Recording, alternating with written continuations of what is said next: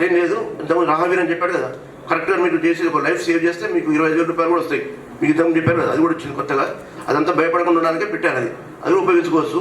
అసలు అయితే మీరే ఆటోలో తీసుకుపోయి వాళ్ళని చేర్ చేస్తే వాడు ప్రాణం పడుతుంది, ఒక లైఫ్ నిలబడుతుంది, ఒక కుటుంబం నిలబడుతుంది. కాబట్టి ఇది కూడా మీరు చేస్తారని ఆశిస్తున్నాను.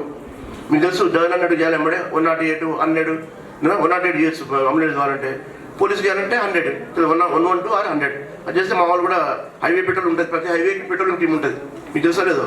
పోలీస్ టీం ఉంటుంది, హైవే పెట్రోలింగ్ టీం వాళ్ళ వేరే ఉంటాయి, మా వేరే ఉంటాయి. ప్రతి హైవేకి ఒక టీం ఉంటుంది మన ఏరియాలో. వాళ్ళు ఖచ్చితంగా ఎటుకున్నా హైవే మీద ఉంటారు. మీరు ఎక్కడి నుంచి ఫోన్ చేస్తే 10 నిమిషాలు వచ్చేస్తారు. 100 చేస్తే 10 నిమిషాలు వచ్చేస్తారు. 100 కంటే ముందు వస్తారు, ఒకసారి అంతకంటే ముందు కూడా ఒకసారి వస్తారు. కాబట్టి అది కూడా ఉపయోగించుకొని చేయండి. ముఖ్యంగా ఇంకోటి బయలుదేరి వస్తుంటారు మీ దగ్గరికి. లేడీస్ వస్తారా? లేడీస్ వస్తుంటారు, డే నైట్లో వస్తుంటారు. వచ్చినప్పుడు వాళ్ళకు కూడా ఎటువంటి ఇబ్బంది కాకుండా చూడాలి. ఎవరైనా ఆకతాయిలు కానీ ఎవరైనా యూటీజింగ్ కానీ ఇట్లా చేస్తుంటే మాకు ఇమీడియట్గా ఫోన్ చేయాలి. ఫోన్ చేస్తే మన వాళ్ళు వస్తారు. అది కూడా ఇంపార్టెంట్. మహిళల భద్రత కల్పించాలి మీరే కదా. మీ డాబా దగ్గరకు వస్తే, మీ పెట్రోల్ బంక్ వస్తే, మీ దగ్గరకు వస్తే ఎవరు చేయాలి? మీరే చూసుకోవాలి కదా.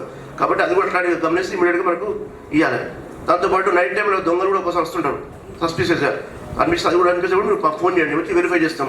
వెరిఫై చేస్తే మంచిగా అయితే వదిలేస్తాం, దొంగ అయితే పట్టుకుంటాం, అంతే ఉంటుంది. కాబట్టి అది కూడా మీరు చెప్తే మీకు కూడా మంచిది.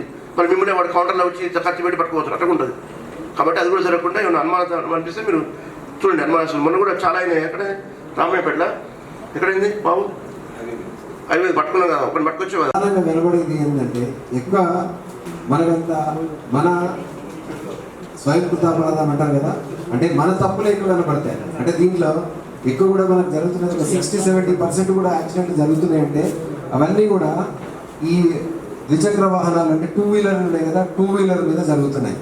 దాదాపు ఒక 60-70% యాక్సిడెంట్స్ అన్నీ కూడా ఈ 2 వీలర్ ఎవరైతే యూజర్స్ ఉన్నారో, రైడర్స్ ఉన్నారో వాళ్ళ వల్ల జరుగుతున్నాయి. మరి వాళ్ళలో కూడా చాలామంది హెల్మెట్ పెట్టుకోకపోవడం వల్ల చనిపోతున్నారు ఆ 2 వీలర్లో.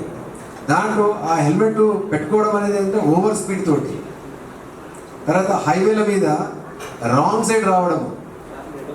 మీరు ఇక్కడ చూస్తే ఏంటంటే ఒక కక్కుర్తి ఉంటుంది జనాలందరికీ కూడా, ఏంటంటే లాంగ్ డిస్టెన్స్లో ఎందుకు పోవాలా, తర్వాత మనం ఇంకా షార్ట్ కట్లో వెళ్ళిపోవచ్చు కదా అని అనుకుంటాం. ఆ షార్ట్ కట్ అనేది దానికి అది ప్రాణాల మీదకి వస్తుంది అన్న విషయాన్ని అప్పుడు ఆలోచన చేయడు. సరే ఏం కాదని, నాకేం కాదని ఒక ధైర్యము దీంతో వెళ్ళిపోతాడు. కానీ మీరు చూడండి, రోడ్ క్రాస్ చేస్తున్నప్పుడు హైవే మీద, తర్వాత మనకు వడియాలము, తర్వాత ఇట్లాంటి కొన్ని జంక్షన్స్ ఉన్నాయి కదా, ఆ హైవే మీద ఉన్న జంక్షన్స్ ఏంటంటే రోడ్ అప్రోచ్ రోడ్ నుంచి హైవే మీదకి రావడము, లేకపోతే హైవే నుంచి ఏంటంటే రైట్ టర్న్ తీసుకునే క్రమంలో అక్కడ నుంచి వెహికల్ స్పీడ్గా వస్తుంటుంది. ఆ వెహికల్ స్పీడ్ని ప్రాపర్గా అసెస్మెంట్ చేయకుండా చనిపోయిన దాఖలాలు చాలా ఉన్నాయి.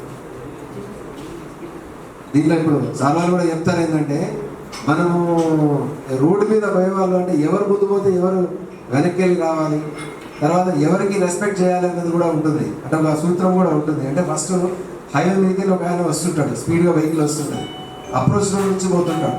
లేకపోతే ఏదైనా కేసు అయిపోయినప్పుడు, యాక్సిడెంట్ అయిపోయినప్పుడు మేము ఎవరి మీద కేసు చేస్తాం తెలుసా? అంటే ఇక్కడ నుంచి ఎవరైతే అప్రోచ్ రోడ్ నుంచి హైవే ఎక్కుతుంటాడు ఒక ఆయన, ఆ హైవే మీద స్పీడ్గా ఒక వెహికల్ వెళ్ళిపోతుంటుంది.